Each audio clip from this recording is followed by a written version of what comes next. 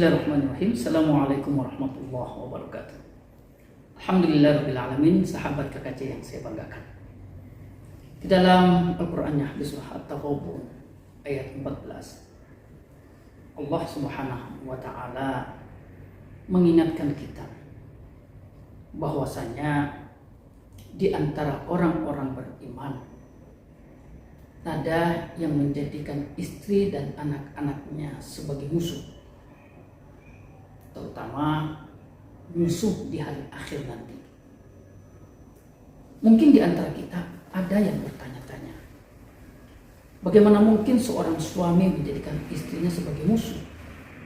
Dan bagaimana mungkin seorang istri menjadikan suaminya sebagai musuh di hari akhir?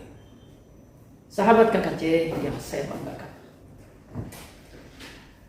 di antara kita ada yang menjadikan pasangannya sebagai musuh di akhirat tanpa dia sadari. Mungkin karena di dunia ini keduanya terlihat mesra. Mungkin karena keduanya di dunia ini terlihat begitu harmonis. Tidak ada gesekan, tidak ada keributan, rukun sampai salah satu dari keduanya atau keduanya kembali kepada Allah Subhanahu wa ta'ala. Tetapi perlu kita sadari bahwa standar agama adalah merupakan standar prinsip untuk menentukan apakah satu pasangan itu bersama di dunia dan bersama di akhirat. Ada di antara kita yang dalam tanda kutip menginvestasikan atau menanamkan benih-benih permusuhan terhadap pasangannya di akhirat, karena di dunia dia tidak menjalankan kewajiban-kewajibannya secara tepat sebagai seorang pasangan berdasarkan agama. Sang suami karena berdasarkan cinta, berdasarkan sayang kepada istrinya, kemudian lemah dan tidak keras, tidak ketat, tidak tegas, meminta istrinya untuk menutup auratnya dengan baik. Dengan dasar cinta kemudian sang istri biarkan dalam ruang-ruang pergaulan yang liberal. Ataukah kemudian karena atas cinta sang suami tidak memaksa atau tidak mengajak istrinya untuk talabul ilmi, mempelajari ilmu-ilmu agama. Demikian juga sebaliknya, sang istri atas dasar cinta kepada sang suami kemudian membiarkan sholat dari sang suaminya, lalu kemudian membiarkan sholat fardu suaminya terbengkalai. Subuh dia tidak bangunkan, zuhur dia tidak ingatkan, karena dia khawatir sang suami marah kalau dia mengingatkan waktu-waktu sholat kepada suaminya. Atau pada dimensi yang lain, seorang suami atau seorang istri menanam benih-benih permusuhan atau menjadikan suami atau istri sebagai musuh di akhirat karena membatasi ruang-ruang komunikasi dan interaksi pasangannya.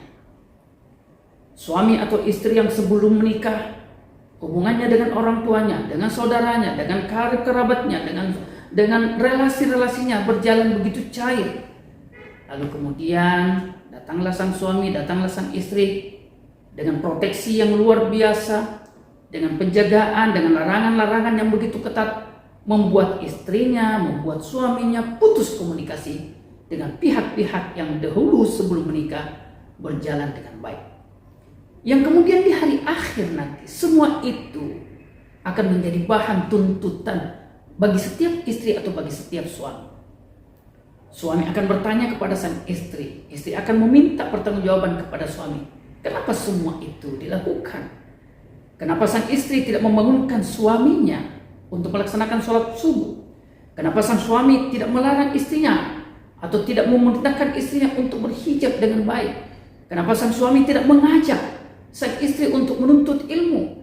Kenapa sang istri sedemikian protektif sehingga kemudian komunikasi dan ruang-ruang interaksi suaminya terputus dengan orang-orang yang pada dasarnya wajib untuk disambung silaturahminya, dengan orang tuanya, dengan saudara-saudaranya?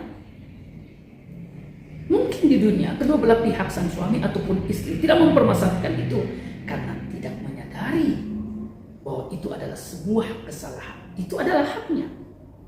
Tapi ketika di akhirat, tatkala semua itu dipajang dan diperlihatkan oleh Allah, lalu kemudian Allah meminta pertanggungjawabannya, Kenapa si fulan memutus silaturahminya? Lalu kenapa si fulan itu tidak menutup auratnya? Dan lain-lain sebagainya.